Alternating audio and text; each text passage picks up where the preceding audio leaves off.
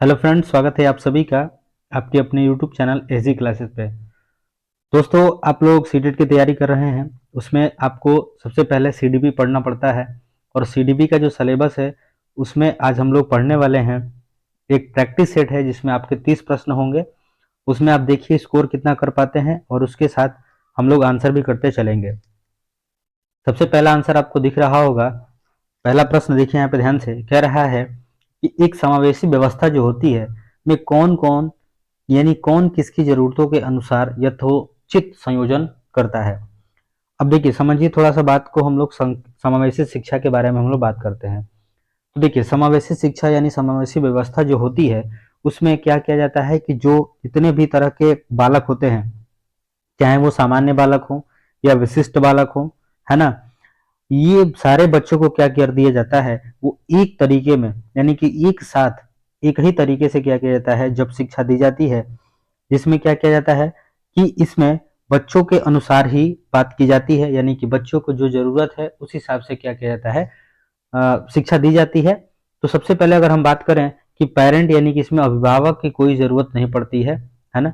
जब भी हम समावेशी शिक्षा की बात करते हैं तो इसमें सिर्फ ये बच्चों से संबंधित है और बच्चों को यानी जो छात्र हैं उनके जो भी चीज़ें उनसे रिलेटेड हैं उन्हीं के हिसाब से उनको क्या किया जाता है, प्रोवाइड कराया जाता है। जो उनकी ज़रूरत है उसी को क्या किया जाता है, पूरा किया जाता है। तो यहाँ स्कूल की ज़रूरत के भी अनुसार नहीं होना चाहिए, यहाँ पे भी स्कूल की ज़रूरत है तो ये भी ऑप्शन कैंसिल हो गया। और याद रखिए समावेशी शिक्षा में शिक्षक के लिए कोई कार्य नहीं होता है। तो कार्य कौन सा होता है, तो ऑप्शन नंबर बी, यानी कि जो स्कूल के जो छात्र होते हैं, है ना, उनके अनुसार क्या किया जाता है, ये कार्य किया जाता है। तो आंसर नंबर बी आपका क्या हो जाएगा, करेक्ट हो जाएगा। चलिए फिर आगे बढ़ते हैं प्रश्न नंबर 2 की तरफ। दोस्तों, ये जो सीटेट का जो प्रैक्टिस सेट है ये आप अगर करते हैं तो आपको सीडीपी जो है अगर 30 नंबर की है तो आपको 28 से 29 के आसपास अगर ला देते हैं तो आपका सीटेट बहुत अच्छा क्लियर हो जाएगा, है ना। तो चलिए दूसरे प्रश्न पे देखते हैं। कह रहा है कि पूर्व संक्रियात्मक जो अवस्था में कौन सी संज्ञानात्मक जो क्षमता आती है, यानी कौन सी ऐसी क्षमता एबिलिटी है जो पूर्व संक्रियात्मक अवस्था में आ जाती है। तो देखिए जब भी हम पूर्व संज्ञानात्मक की बात करते हैं तो जिसकी आयु जो मानी जाती है 2 से 7 वर्ष के आसपास मानी जाती है, ठीक है, पूर्व संक्रियात्मक अवस्था मानी जाती है।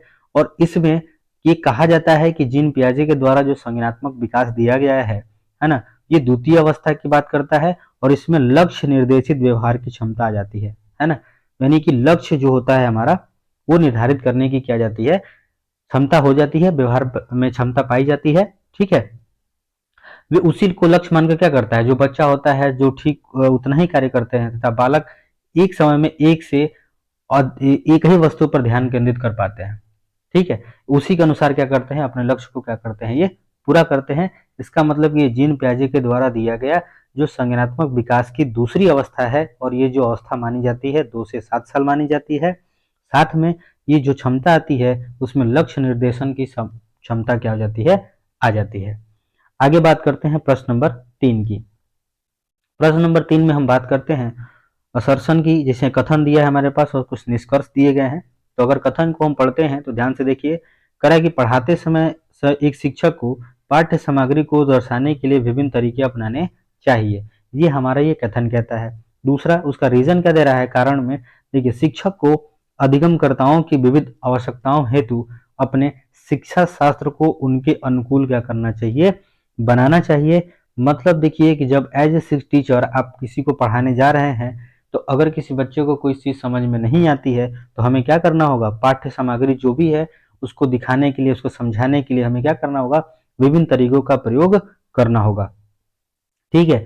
अब इसमें ये कह रहा है कि जो यहाँ पे दूसरा है, मतलब इसे अगर कारण दे रहा है तो कारण ये दे रहा है कि शिक्षक को अधिगम करता है। अब अधिगम करता में जो बच्चे हैं उनको क्या करना चाहिए, जो भी उनकी आवश्यकताएं हैं उनको क्या करना चाहिए, उनके हिसाब से जैसे जैसे उनकी आवश्यकता पड़ती है उनके हिसाब से अपने शिक्षा शास्त्र को क्या करना चाहिए, अनुकूल करना चाहिए। इसका मतलब कि ये कथन भी आपका सही है और साथ में आपका जो रीजन है वो भी क्या कर रहा है, सही कर रहा है। तो इसका मतलब हम जब आंसर देंगे तो हम देंगे कि both A and B are the true and the R is the correct explanation of A, यानी कि आंसर नंबर ए क्या होगा, आपका करेक्ट हो जाएगा, ठीक है। चलिए आगे हम लोग बात करते हैं प्रश्न नंबर 4 की। प्रश्न नंबर अगर हम 4 की बात करें तो देखिए पहला इसमें ध्यान देने वाली बात है। देखिए कह रहा है किसी संप्रत्यय के प्रासंगिक और अर्थपूर्ण होने के लिए क्या आवश्यक है। To be relevant and the meaningful concept need to be, यानी कि कॉन्सेप्ट को मीनिंगफुल और रेलिवेंट होने के लिए क्या चीज जरूरी होती है। तो देखिए अगर हम उपयुक्त परिभाषा, परिभाषा तो होती है कि कई तरीके के व्यक्ति कई तरह के परिभाषाएं देते हैं, तो उससे में हमारा प्रासंगिक यानी रेलिवेंट नहीं होना चाहिए। तो आपका आंसर नंबर 1 क्या होगा, करेक्ट हो जाएगा, सॉरी गलत हो जाएगा। दूसरा अगर हम बात करें तो कह रहा है कि linked with the social context of the child life, यानी कि बच्चे के जीवन संबंधित सामाजिक परिप्रेक्ष्य से जोड़कर पढ़ाना। देखिए अगर हम किसी भी चीज को, बच्चों को, जो बच्चे आसपास अपने जीवन में जो देखते हैं, अगर उसे हम जोड़कर पढ़ाते हैं तो वो बच्चों को बहुत जल्दी से क्या होता है, समझ में आता है। यानी कि आंसर नंबर बी आपका क्या हो जाएगा, करेक्ट आंसर हो जाएगा। देखिए तीसरा अगर आप देखना चाहें तो कॉपी से जो करते लिख देने से उनके दिमाग में कोई विकास नहीं होगा, और अच्छे से रटने से, रटने की जो प्रक्रिया कहीं भी दिखे तो उसको कर देना, गलत कर देना है, ये आपको आगे काम करेगा। चलिए आगे हम लोग बात करते हैं प्रश्न नंबर 5 की। प्रश्न नंबर 5 क्या कह रहा है कि the fear of failure needed to discourage a children within a classroom because, एक कक्षा में बच्चों की असफलता के भय को दूर करना क्यों जरूरी है। एक बच्चा है, बार बार अगर रिजल्ट में फेल हो, मतलब उसका रिजल्ट हो जा रहा है, उसमें असफल हो जा रहा है, तो उसके अंदर क्या हो रहा है, एक डर बना हुआ है कि फिर से अगले टेस्ट में हम असफल ना हो जाए। इस तरह से अगर बच्चे के मन में कोई भय है तो उसको क्यों दूर करना जरूरी है। तो देखिए अगर हम पहला बात करते हैं ऑप्शन की, तो एक कक्षा में अध्यापक बच्चों को उस भय को संभाल नहीं सकता, ऐसा नहीं है। एक टीचर जो होता है वो क्लास के किसी भी बच्चे के भय या किसी तरह के प्रॉब्लम्स को दूर करने की क्षमता तो रखता ही है। तो आंसर नंबर 1 तो आपका सीधा सीधा गलत हो गया। 2 नंबर ऑप्शन में अगर ध्यान दीजिए तो कह रहा है विद्यालय बच्चों के भावनात्मक जीवन की जिम्मेदारी नहीं ले सकता, ये भी आपकी गलत बात है। क्योंकि जो भी एज ए टीचर आप बनते हैं तो बालक के जो भी प्रॉब्लम्स हैं उसको आपको क्या करना पड़ेगा, हैंडल करना पड़ेगा, है ना। तीसरा क्या कह रहा है, कह रहा है कि असफलता त्रुटियां बच्चे के अधिगम का स्वाभाविक हिस्सा है। यानी कि उस बच्चे को हम ये चीज समझाएंगे कि अगर हम चीज कोई सीखते हैं, है ना, तो उसमें बहुत सारी कठिनाइयां आती हैं, त्रुटियां भी होती हैं, और हम असफल भी होते हैं, लेकिन अंत में अगर हम मेहनत करते हैं तो अपने लक्ष्य को क्या कर सकते हैं, प्राप्त कर सकते हैं। तो आंसर नंबर सी आपका करेक्ट दिखा है। आगे चौथा भी पढ़ लेते हैं कि भय का एहसास करने वाले बच्चे विकासात्मक रूप से विफल होते हैं। ये भी आपका गलत है। ऐसा नहीं है कि वो विफल ही होते हैं, जब उसको अगर हम भय को दूर करने के लिए उनके तरीके बता देते हैं तो वो क्या होते हैं, बच्चे सफल हो जाते हैं। तो आंसर नंबर सी क्या होगा आपका, करेक्ट होगा। अगर हम 5 की बात करें तो आंसर नंबर सी क्या होगा, करेक्ट होगा। चलिए आगे हम लोग बढ़ते हैं प्रश्न नंबर 6 की तरफ। प्रश्न नंबर 6 क्या कह रहा है कह रहा है कि आर्थिक रूप से कमजोर वर्ग के विद्यार्थियों की शिक्षा के संबंध में शिक्षा का जो अधिकार है वो 2009 के खंड 12 द्वारा निम्नलिखित में से किसकी सिफारिश की गई है। तो देखिए अगर हम सिफारिश की बात करें तो इसमें ये कहा गया है, पहला केवल सरकारी विद्यालय में दाखिला, ये भी गलत है। क्योंकि जो खंड 12 की अगर हम बात करते हैं तो उसमें सिर्फ ऐसा नहीं कहा गया है कि सरकारी विद्यालयों में ही दाखिला कराया जाए, है ना। क्योंकि जब हम निजी स्कूलों की बात करते हैं तो आज हम देख रहे हैं कि बहुत सारे ऐसे स्कूल्स हैं जो निजी तौर पे चल रहे हैं, है ना। तो बच्चे वहां भी पढ़ रहे हैं, तो इसका मतलब केवल सरकारी तो नहीं होना चाहिए, केवल यहाँ से ये आपके लिए क्या है, निगेटिव है, ठीक है ना। तो ऑप्शन नंबर 1 तो गलत हो गया। दूसरा कह रहा है कि निजी विद्यालयों में आरक्षण, तो हो सकता है कि निजी विद्यालयों में बच्चों के लिए आरक्षण देने की बात कही गई हो। केवल व्यावसायिक शिक्षा का प्रावधान, तो ये भी गलत है। केवल व्यवसाय की नहीं है ना, देना है हमें, व्यवहारिक और जो भी चीजें हैं उसको हमें देना अनिवार्य किया गया है। उनके लिए अलग विद्यालय की कोई बात ही नहीं करते हैं। तो आंसर नंबर बी क्या होगा आपका, करेक्ट होगा कि निजी स्कूल है उसमें आपको आरक्षण देना है। तो कितनी देनी है, तो लगभग आपको 25% जो है क्या देना है, आरक्षण देना है। कैसे व्यक्तियों को, जो आर्थिक रूप से कमजोर विद्यार्थी हैं, ठीक है। आगे हम लोग बात करते हैं कि अगला प्रश्न है प्रश्न नंबर 7 की। प्रश्न नंबर 7 क्या कहता है, तो प्रश्न नंबर 7 कह रहा है कि which of the following learning disability directly affected the ability of perform mathematical calculation, यानी कि मैथमेटिकल कैलकुलेशन को कौन सी डिसेबिलिटी क्या करती है, अफेक्ट करती है डायरेक्टली। तो निम्नलिखित में से कौन सा अधिगम अक्षमता गणितीय गणना की करने की क्या करता है, क्षमता को सीधे प्रभावित करती है। तो देखिए डिसकैलकुलिया अगर हम बात करें तो डिसकैलकुलिया जो होती है, यानी इसमें अगर हम याद करने का जो तरीका है, देखिए कैलकुलेशन दिख रहा है तो यहाँ पे कैलकुलिया दिख रहा है, तो इसका मतलब डिसलेक्सिया जो होती है वो हमें मैथ से संबंधित कैलकुलेशन में दिक्कत करती है, ठीक है। आगे हम लोग बढ़ेंगे तो डिस्ग्राफिया, डिसलेक्सिया और ये डिसफ्रेक्सिया के बारे में हम लोग बात करेंगे। आगे हम लोग बढ़ते हैं प्रश्न नंबर 8 की तरफ। देखिए प्रश्न नंबर 8 क्या कह रहा है? कह रहा है कि निम्नलिखित में से कौन किसी व्यक्ति के हाथ से आंख के तालमेल, संतुलन और शारीरिक निपुणता की क्षमता को प्रभावित करता है। यानी कह रहा है कि which of the following learning disability impact the ability of hand eye coordination, balance and the manual dexterity. तो अगर हम लोग बात करते हैं, ठीक है, तो इसमें जो पहला दिख रहा है, देखिए हमें क्या करना है, तालमेल की बात कर रहा है, मतलब व्यक्ति के हाथ और तालमेल के बीच में जो भी उसमें देखते हैं तो हम लोग की बात आती है तो गति समन्वयक वैकल्प, यानी कि ये ऑप्शन आपका ऑप्शन नंबर डी क्या कह रहा है, करेक्ट हो रहा है। क्यों? क्योंकि देखिए भाषा दिया है तो पहला तो इससे भाषा से संबंधित कोई चीजें होती होंगी, है ना। पठन के लिए तो डिसलेक्सिया, ये पढ़ने से कोई संबंधित है। गुणज के लिए यानी गुणा करने से संबंधित है। अगर हम देखें तो ऑप्शन को देखकर भी हम क्या कर सकते हैं, कौन नहीं हो सकता है, अगर उसको हम कैंसिल करते हैं तो आपका जो बचेगा वही आपका आंसर क्या हो जाएगा, हो जाएगा। क्योंकि देखिए सीटेट का जो एग्जाम होता है ना, तो उसमें बहुत सारी चीजें जो होती हैं, अगर हम बात करें तो सीटेट के एग्जाम में बहुत सारी चीजें जो फैक्चुअल है वो तो हमें याद करना ही करना है, लेकिन साथ में बहुत सारी ऐसी चीजें होती हैं जो हमें क्या करना होगा, अपने समाज के आसपास की जो चीजें होती हैं उन सब चीजों से जोड़ कर ही, और साथ में कुछ ऐसे प्रश्न आ जाते हैं जिसका हमें भले मतलब न पता हो, लेकिन ऐसा लगता है कि अगर 3 या 2 कैंसिल हो जाते हैं तो जो बच रहे हैं उसमें से कोई हो सकता है। तो इस तरह पे ध्यान देकर अगर सीटेट की तैयारी कर रहे हैं तो आपको इस चीज को जरूर आपको ध्यान देना पड़ेगा। चलिए आगे हम लोग बात करते हैं प्रश्न नंबर 9 की। प्रश्न नंबर 9 कह रहा है for the successful inclusion of the students with the visual impairment of the teacher should, यानी उन विद्यार्थियों के सफल समावेशन के लिए जिसे दृष्टिबाधिता है, एक शिक्षिका को क्या करना चाहिए। यानी ऐसा बच्चा जो दृष्टिबाधित है तो उसको उसके लिए यानी सफल समावेशन के लिए एक शिक्षक को क्या करना चाहिए, है ना। तो उसमें देखिए सबसे पहले क्या दे रहा है कि आसपास के चित्र रूपी सामग्री से मौखिक स्पष्टीकरण जोड़े।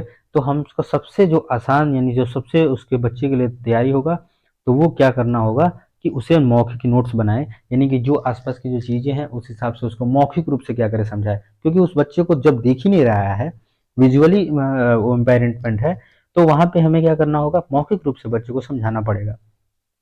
हस्तलिखित नोट देने से क्या होगा, उसको जब बच्चे को प्रॉब्लम्स है, डिसेबिलिटी है, तो उसमें ये वहाँ पे काम नहीं करेगा, तो ये भी गलत। ब्लैक बोर्ड का प्रयोग करेंगे तो बच्चा इसमें क्या है, दृष्टिबाधित है, फिर उन्हें एक अलग संकाय में यानी दाखिला अगर दे देंगे तो इसका मतलब कि बच्चे को जो मोटिवेशन है वो क्या हो जाएगा, कम हो जाएगा। तो इसलिए हमें क्या करना चाहिए, आसपास की जो चित्र रूपी संबंधी चीजें हैं उनका मौखिक स्पष्टीकरण जोड़ना। ठीक है, आगे बात करते हैं प्रश्न नंबर 10 की। प्रश्न नंबर 10 कह रहा है कि student having face persistent challenges in reading the text and the comprehending the long passage, यानी कि वह छात्र जिन्हें पाठ पढ़ने, लंबे अंशों में को समझने में लगातार चुनौतियों का सामना करना पड़ता है। तो अगर इसकी जो ये चीज की अगर हम बात करते हैं तो इसमें कौन सा जो प्रॉब्लम है यानी कौन सी ऐसी चुनौती है जो उनको सामना करना पड़ता है। तो देखिए यहाँ पे आपको डिसलेक्सिया, देखिए पठन वैकल्प दिख रहा है, यानी कि पढ़ने से जो भी संबंधित चीजें हैं तो पठन वैकल्प में आपको देखने को मिलेगा, यानी कि आंसर नंबर सी क्या होगा, आपका करेक्ट होगा। आगे बात करते हैं प्रश्न नंबर 11 की। कह रहा है कि which of the following questions in the example of enhancing critical thinking in children, यानी कह रहा है कि निम्नलिखित में से कौन सा प्रश्न बच्चों में विवेचनात्मक चिंतन को बढ़ावा देने का उदाहरण है। अब बच्चे के अंदर चिंतन बढ़ावा देना है, विवेचनात्मक है, ठीक है। तो अगर हम इस तरह की जब हम बात करते हैं थिंकिंग लेवल, क्रिटिकल थिंकिंग को अगर बढ़ाना चाहते हैं, इंकरेज करना चाहते हैं, तो उसमें से कौन सा एग्जाम्पल आपके लिए सुटेबल होगा। सबसे पहले पता करो कि तटीय इलाके के रहने वाले लोग क्या खाते हैं और क्यों। ठीक है, ये देखिए अब इसमें क्यों खाते हैं, क्या खाते हैं, तो इसमें बच्चे को क्या करना पड़ेगा, माइंड से इसको समझना होगा, फिर सोचना होगा कि ऐसा आखिर क्यों होता होगा कि ये सारे लोग जो है इस तरह की चीजें खाते हैं। अगर हम 10 राज्यों के नाम बताएं तो कोई भी बच्चा रट के क्या कर सकता है, आसानी से बता सकता है। तो यहाँ रटने वाली बात यहाँ तो नहीं करनी है, क्योंकि हमें क्या करना है, चिंतन को बढ़ाना है। तो चिंतन को बढ़ाने के लिए ये 10 राज्यों को नाम याद करना, ये बच्चे क्या कर सकते हैं, सीधे रट सकते हैं। पहाड़ा भी क्या कर सकते हैं, रट सकते हैं। कोई कविता अगर सुनाना है तो इसमें भी रटने की जो क्रिया है उसमें, यानी कि समझ इसमें नहीं बढ़ सकता है, चिंतन नहीं बढ़ सकता है, तो उसमें सबसे नंबर आपका जो सुटेबल आंसर होगा वो होगा आंसर नंबर 1, जिसमें बच्चा क्या करेगा, खुद उस चीज के बारे में सोचना शुरू कर देगा। आगे बात करते हैं प्रश्न नंबर 12 की। कह रहा है कि विकास के चरण या सिद्धांत निम्नलिखित नियमों में से किस पर स्पष्ट रूप से जोर देता है, यानी कि stage theory of development explicitly emphasise which of the following principles. तो अगर हम इसकी बात करते हैं तो सबसे पहले देखिए यहाँ पे लिखा है विकास की निरंतरता, है ना। तो ये विकास का जो चरणीय सिद्धांत है वो विकास की स्पष्ट रूप से जोर देता है। तो ये जो आपका आंसर होगा वो जोर होगा विकास की अनिरंतरता, यानी कि डिसकम्युनिटी ऑफ द डेवलपमेंट, यानी कि आंसर नंबर बी क्या होगा आपका, सही हो जाएगा। ठीक है, चलिए आगे हम लोग बात करते हैं अगले प्रश्न की, प्रश्न नंबर 13 की। प्रश्न नंबर 13 क्या कह रहा है हमसे कह रहा है कि development of child proceeds from to, यानी बच्चे का जो विकास का जो क्रम होता है वो क्रम कैसे चलता है। तो देखिए सबसे पहले अमूर्त से मूर्त की तरफ चलता है, सामान्य से विशिष्ट की ओर चलता है, पैरों से सिर की ओर चलता है और हाथ से केंद्र की ओर चलता है। तो देखिए अगर इसकी हम बात करें तो जनरल टू स्पेसिफिक चलता है, यानी सामान्य से विशिष्ट की तरफ चलता है। ऑप्शन नंबर बी क्या होगा, करेक्ट होगा। दोस्तों थियोरी की जो क्लास है ना, आप जिक्र पर जाकर हमारे चैनल पर देख सकते हैं, जिसमें हम लोग अधिगम और ये ग्रोथ और डेवलपमेंट के बारे में बहुत अच्छे से हमने स्टडी किया है, उसको अगर जाकर आप अच्छे से देख सकते हैं। चलिए आगे हम लोग बात करते हैं प्रश्न नंबर 14 यानी 14 की। कह रहा है कि समायोजन कब घटित होता है, यानी एकोमोडेशन ऑकर्स व्हेन, समायोजन कब होता है, जब जब बात करते हैं तो बच्चे अपने अनुभवों को वर्तमान स्कीमाओं को सम्मिलित करने के लिए उनका रूपांतरण करते हैं। ठीक है, तो यहाँ पे रूपांतरण कर रहा है, एग्जिस्टिंग स्कीम्स को यहाँ पे नहीं होगा। ठीक है, the children modify their schemes to make sense और न्यू एक्सपीरियंस, बच्चे अपने वर्तमान स्कीमा में परिवर्तन करके नए अनुभवों का अभिप्राय को जब समझते हैं तब हम वहां कहते हैं कि समायोजन की घटना क्या हो रही है, घटित हो रही है। तो आंसर नंबर बी आपका क्या हो जाएगा, सीधा सीधा करेक्ट हो जाएगा। आगे बढ़ते हैं प्रश्न नंबर 15 की। कह रहा है कि एक 5 वर्षीय बच्चे को 16 फूलों के चित्र दिखाए जाते हैं, ठीक है, जिनमें से 4 लाल 12 नारंगी नीले रंग के होते हैं। जब बच्चे से पूछा जाता है कि क्या नीले फूल अधिक हैं या लाल फूल अधिक है, तो बच्चा उत्तर देता है कि नीले फूल अधिक है। जिन पियाजे के सिद्धांत के अनुसार इसका अभिप्राय है कि बच्चा अभी दक्षता हासिल नहीं कर पाया है। तो यहाँ पे जो होगा श्रेणीबद्ध वर्गीकरण, यानी कि ऑप्शन नंबर बी क्या होगा आपका, करेक्ट होगा। जिन पियाजे के जो अनुसार है इसका अभिप्राय है कि बच्चा अभी श्रेणीबद्ध दक्षता हासिल नहीं कर पाया है। ठीक है, यानी कि आंसर नंबर क्या हो जाएगा आपका, बी क्या होगा आपका, करेक्ट होगा। ठीक है, अब ये श्रेणीक्रम वर्गीकरण का जो विकास होता है जिन पियाजे का तीसरी अवस्था जो होती है, जिसमें 7 से 11 वर्ष की जब हम बात करते हैं, इसमें ये क्षमता जो होती है वो आती है। चलिए आगे हम लोग बात करते हैं प्रश्न नंबर 16 की। कह रहा है कि एक अध्यापिका शिक्षण अधिगम प्रक्रिया में विद्यार्थियों को सहपाठियों से अंतः क्रिया कराकर एवं सहारा देकर अध्यापन करती है। ठीक है, यह शिक्षण अधिगम की प्रक्रिया किस पर आधारित है। ठीक है, तो अगर हम देखिए इसमें जब क्या हो रहा है कि विद्यार्थियों को सहयोग किया जा रहा है, सहपाठियों का सहयोग करके अंतः क्रिया कराया गया है, तो इसमें क्या करते हैं, प्रक्रिया जो है ले वाइगोत्स्की के सामाजिक सांस्कृतिक सिद्धांत पर आधारित है। किसके आधारित है, तो ले वाइगोत्स्की जो है इनके सामाजिक सांस्कृतिक सिद्धांत पर आधारित है, यानी कि आंसर नंबर सी क्या होगा आपका, करेक्ट हो जाएगा। ठीक है, आगे बात करते हैं प्रश्न नंबर 17 की। प्रश्न नंबर 17 कह रहा है कि curriculum goal of progressive education emphasis, तो इम्फेसाइज यानी कि को प्रगतिशील शिक्षा को पाठ्यक्रम के उद्देश्य महत्व देते हैं। रटन स्मृति, रटन स्मृति तो वहां कभी भी रटने की जो प्रक्रिया है वो आपका गलत ही होगा। सत्ता के प्रति अनुकूलता ये भी गलत है। आलोचनात्मक चिंतन, ठीक है, यानी कि जब हम क्रिटिकल थिंकिंग की बात करते हैं तो यही महत्व देता है, यानी कि आंसर नंबर सी क्या होगा आपका, करेक्ट होगा। आगे बढ़ते हैं प्रश्न नंबर 18 की। कह रहा है according to the Harvard Gardner theory of multiple intelligence which of the following refers to ability to discriminate complex inner feelings and use them to the guide of our behavior। कह रहा है कि Harvard gardener जो है बहुबुद्धि सिद्धांत के अनुसार इनमें से कौन सी बुद्धि जटिल आंतरिक भावनाओं को पहचानने और उनका प्रयोग करके अपने आचरण को दिशा देने की योग्यता से संबंधित है? तो जो आंसर होगा आपका वो हो जाएगा इंट्रापर्सनल, यानी कि अंतः व्यक्तिगत बुद्धि जो होती है वो आपकी क्या होगी? करेक्ट होगी। अंतः व्यक्तिगत बुद्धि वाले जो व्यक्ति होते हैं स्वयं की भावनाओं, भय और इच्छाओं को समझने की क्षमता, ठीक है, प्रेरणा और भावनाओं सहित स्वयं की क्षमता समझने की क्षमता क्या होती है इसमें व्याप्त होती है इनमें, है ना। ऐसे बुद्धि वाले जो व्यक्ति होते हैं जीवन को प्रभावी ढंग से योजनाबद्ध करने, विनियमित करने और प्रतिबंधित करने में सक्षम होते हैं।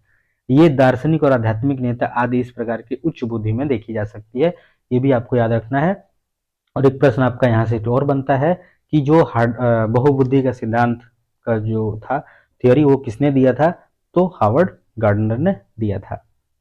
आगे बात करते हैं प्रश्न नंबर 19 की तरफ। प्रश्न नंबर 19 कह रहा है, एक सर्सन अभिकथन में कह रहा है कि वह बच्चे जो उच्च आय वाले परिवार से हैं, ठीक है, उन बच्चों से अपना अपना दिन बहुत अलग बिताते हैं जो निम्न आय वाले परिवार से हैं, ठीक है। बचपन की संकल्पना सार्वभौमिक नहीं है तथा बचपन में बहुत विविधता है। देखिए, अगर इसकी हम बात करें, ठीक है, तो यहाँ पे ये कह रहा है कि जो बच्चे उच्च आय वर्ग के परिवार से होते हैं वो अन्य बच्चों की जो जिनकी आय क्या होती है निम्न होती है उनसे अलग दिन बिताते हैं, तो ये भी सही बात है। दूसरा, बचपन की संकल्पना सार्वभौमिक नहीं है ना, और वह बचपन बहुत विविधता है, यानी कि बहुत सारे आपको डाइवर्सिटीज देखने को मिलेंगी, तो ये भी आपकी क्या है? सही है, यानी कि आंसर नंबर ए क्या होगा? करेक्ट होगा, यानी both A and R true and R is the correct explanation of A. तो आंसर नंबर ए क्या होगा आपका? करेक्ट हो जाएगा। ठीक है, चलिए आगे हम लोग बात करते हैं प्रश्न नंबर 20 की। डेवलपमेंट यानी विकास है जो है वो है क्या? विकास जो है वो क्या होता है कि एक आयामी होता है, गलत है। एक दिशीय होता है, ये भी गलत है, क्योंकि जो विकास होता है वो मल्टी डायरेक्शनल होता है ना, मल्टी डायरेक्शनल होता है, मल्टी डायमेंशनल भी होता है। तो ये होता है मॉडिफेबल होता है, यानी बदलाव किया जा सकता है। अगर हम विकास की बात करें तो इसमें हम बदलाव ला सकते हैं, तो आंसर नंबर सी क्या होगा आपका? करेक्ट हो जाएगा। आगे बात करते हैं प्रश्न नंबर 21 की। कह रहा है कि इनमें से कौन सा पूर्णतः अनुवांशिकी द्वारा पूर्व निर्धारित होता है? अनुवांशिकी द्वारा जो होता है पूर्व निर्धारित कौन सा होता है? तो मित्रों का चयन ये तो अनुवांशिक नहीं है, इसमें बच्चे जो होते हैं अपने हिसाब से क्या करते हैं? दोस्तों का चयन करते हैं या मित्रों का चयन करते हैं, ठीक है। शिक्षा में रुचि, ये भी नहीं हो सकता है। शैक्षणिक सफलता, जो आंखों का रंग होता है ये हेरिडिटी से संबंधित होता है, यानी कि अनुवांशिकता से संबंधित होता है, तो आंसर नंबर बी क्या होगा आपका? करेक्ट हो जाएगा। आगे बढ़ते हैं प्रश्न नंबर 22 की। कह रहा है प्रश्न नंबर 22 कह रहा है कि सीखने की वह प्रक्रिया क्या कहलाती है जिसमें बच्चे स्कूल जैसे सामाजिक संस्थाओं में प्रवेश करते यानी करके ही सीखते हैं? तो उसमें जैसे जैसे प्रवेश बच्चे सामाजिक संस्थाओं में प्रवेश करते हैं तो वहां पे उनको क्या सीखने को दिया जाता है या क्या उनको सीखने को मिलता है? तो सेकेंडरी यानी द्वितीयक समाजीकरण, ये सीखने को चीजें क्या होती हैं? मिलती हैं। आगे बात करते हैं प्रश्न नंबर 23 की। कह रहा है कि एक बच्चा, ठीक है, एक बच्चा क्या कर रहा है? अपने हाथ में बॉल जैसी बड़ी चीजों को पकड़ना सीखता है, ठीक है। उसके बाद चिमटी पकड़कर इस्तेमाल कर एक मटर उठाना सीखता है। यह उदाहरण विकास के किस सिद्धांत को दर्शाता है? ठीक है, तो ये जो होगा समीप दूराभिमुख होता है, यानी कि समीप दूराभिमुख, ये आंसर आपका क्या होगा? करेक्ट हो जाएगा। यानी इसमें क्या होता है कि जब हम बात करते हैं तो इसमें अनुसार वृद्धि तथा विकास जो होती है निकट से दूर की ओर के क्रम का अनुसरण करती है। निकट से पहले निकट जो चीजें हैं वो चीजें, फिर इसके बाद दूर की चीजों को। यही कारण है कि बालक, अब इसमें होता है कि इसके अनुसार जो है केंद्र में स्थित अंगों की जो रचना और निर्माण होता है, फिर केंद्र से दूर अंगों की रचना और निर्माण होता है, यानी कि जो पहले केंद्र में होती है वो सारी चीजें का निर्माण होता है, फिर बाकी अलग अलग चीजों की निर्माण होता है। यही कारण है कि बालक पहले हाथ व पैर की मांसपेशियों पर नियंत्रण करना क्या करता है? सीखता है, बाद में उसके अंगुलियों का जो संचलन होता है उसमें निपुण होता है। ठीक, चलिए आगे हम लोग बात करते हैं प्रश्न नंबर 24 की। प्रश्न नंबर 24 आपका कह रहा है कि जो विकासात्मक परिवर्तन होते हैं वो सभी संस्कृतियों के बच्चों में सार्वभौमिक गति से होते हैं। ठीक है, सार्वभौमिक गति से यानी कि वो यूनिवर्सल नहीं होते हैं, किसी में ज्यादा किसी में कम होते रहते हैं डेवलपमेंट। तो आंसर नंबर 1 तो आपका गलत हो गया। मध्य बाल तथा तक बहुत तेज गति से होते फिर भी आते हैं, ये भी गलत है, क्योंकि जो डेवलपमेंट है, विकास है, वो जन्म टू मृत्यु यानी कि जन्म से लेकर मृत्यु तक चलती वाली प्रक्रिया है, तो आपका रुक तो नहीं जाता है, तो आंसर नंबर बी भी गलत हो गया। तीसरा कह रहा है कि हमेशा एक रेखीय गति तरीके से ही होता है, एक आयामी होता है, तो गलत है, ये मल्टी डायमेंशनल होता है, तो ये भी आपका गलत हो गया। तो आंसर नंबर क्या होगा, 4 आपका क्या हो जाएगा, करेक्ट हो जाएगा। आगे बात करते हैं प्रश्न नंबर 25 की। कह रहा है कि स्थूल गणितात्मक अवधारण है, जबकि कौशल की आवश्यकता होती है चालन कौशल का में। तो अब देखिए, चालन कौशल का जो होता है वो भागना या चित्र बनाना यानी रनिंग एंड ड्राइंग, स्क्वीजिंग यानी निचोड़ना और वॉकिंग में, है ना, पकड़ना चढ़ने में, या आड़ी तिरछी रेखाएं और ताली बजाने में। तो जो आपका उत्तर होना चाहिए वो होना चाहिए ए नंबर, ऑप्शन नंबर ए क्या होगा आपका, करेक्ट होगा, है ना, क्योंकि यहाँ पे मोटर स्किल यानी कि स्थूल गत्यात्मक की बात कहा है, तो आंसर नंबर क्या होगा आपका, ए सही हो जाएगा। ठीक है, चलिए आगे हम लोग बात करते हैं प्रश्न नंबर 26 की। प्रश्न नंबर 26 कह रहा है, इनमें से कौन सी बच्ची मध्य बाल्यावस्था में होगी। कह रहा है एक बच्ची जिसने अभी सामाजिक संदर्भों में नकल सीखना शुरू किया है, ये हो जाएगा आपका पहला। दूसरा दिया है, कह रहा है कि एक बच्ची जो अमूर्त विचारों का आसानी से पालन कर सकती है। तीसरा कि एक बच्ची जो सकारात्मक खेलों में शामिल हो सकती है। एक बच्ची जो तार्किक रूप से तर्क कर सकती है और उसका संरक्षण कर पाती है। तो देखिए, इनमें जो मध्य बाल्यावस्था की हम बात करते हैं, तो जो मध्य बाल्यावस्था होता है, इसमें क्या होता है कि जो बच्ची जो होती है वो क्या करती है, संरक्षण और क्रमबद्धता, वो पूर्ण अंश संततियों का उपयोग करके योग्यता जो होती है विकसित हो जाती है, यानी कि आंसर नंबर डी क्या होगा आपका, करेक्ट हो जाएगा। ठीक है, थियरी के जो क्लासेस है उसमें आप इसको जाकर देख सकते हैं। आगे हम लोग बात करते हैं प्रश्न नंबर 27 की। प्रश्न नंबर 27 क्या कह रहा है, कह रहा है कि पहला, कह रहा है कि बच्चे सर्वप्रथम अपने परिवार में व्यवहार के तरीके सीखते हैं और मूल्यों को जीवन के, ठीक है, परिवार बच्चों के समाजीकरण का एक द्वितीयक अभिकारक है। तो देखिए, यहाँ पे अगर हम बात करें तो बच्चे सर्वप्रथम अपने परिवार में ही क्या करते हैं, व्यवहार सीखते हैं, ये सही है, और मूल्य और जीवन के मानदंडों को भी जानते हैं, क्योंकि परिवार जो होता है बच्चों के समाजीकरण के प्राथमिक अभिकारक है। क्या होता है, यहाँ क्या दे दिया, द्वितीय अभिकारक, यानी कि दूसरा आंसर तो आपका गलत होगा, पहला आंसर क्या होगा आपका, सही होगा। यानी हम कह सकते हैं कि A is true but R is false, यानी कि ए सही है लेकिन आर क्या है, गलत है, तो आंसर नंबर सी क्या होगा आपका, करेक्ट होगा। आगे बात करते हैं प्रश्न नंबर 28 की। कह रहा है कि which of the following correctly matched pair, यानी कि कौन सा युग्म जो है वो सही है। तो अगर हम बात करें इसकी, तो इसमें सबसे पहले दिख रहा है कि शैशवावस्था में बच्चे तर्क को लागू करता है और अनुमान लगाने में सक्षम होता है, तो तर्क की बात यहाँ पे शैशवावस्था में होता ही नहीं है। ठीक है, आगे अगर हम बात करें, दूसरा कह रहा है कि पूर्व संक्रात्मक अवस्था में बच्चों में निगमात्मक और तार्किक सोच प्रारंभ हो जाती है। तीसरा ये कह रहा है सी नंबर कि मूर्त संक्रात्मक अवस्था में बच्चे वर्गीकरण का व संरक्षण कर पाते हैं, तो ये आपका सी नंबर क्या हो जाएगा आपका, करेक्ट हो जाएगा, ये वर्गीकरण भी करते हैं और संरक्षण भी कर पाते हैं, अभी हमने पीछे पढ़ा था। आगे हम लोग बात करते हैं प्रश्न नंबर 29 की। प्रश्न नंबर 29 कह रहा है कि हार्वर्ड गार्नर जो थे, जो थियरी, तो उनके सिद्धांत में जो बुद्धि थी वाले व्यक्ति वनस्पति और जीवों के विभिन्न प्रजातियों की सुंदरता को पहचान सकते हैं और जान सकते हैं। तो वो स्थानिक होगा, प्रकृतिवादी होगा या संगीतमय होगा, तो आपका उत्तर होना चाहिए प्रकृतिवादी। आगे बात करते हैं प्रश्न नंबर 30 का, जो ये सीडीपी का लास्ट प्रश्न है। कह नेशनल एजुकेशन पॉलिसी 2020 रिकमेंडेड, राष्ट्रीय शिक्षा नीति 2020 क्या सिफारिश करती है।